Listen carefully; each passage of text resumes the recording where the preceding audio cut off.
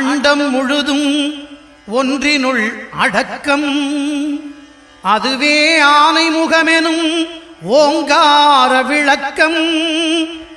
சுழலும் கோள்கள் அவன் சொல் கேட்கும்.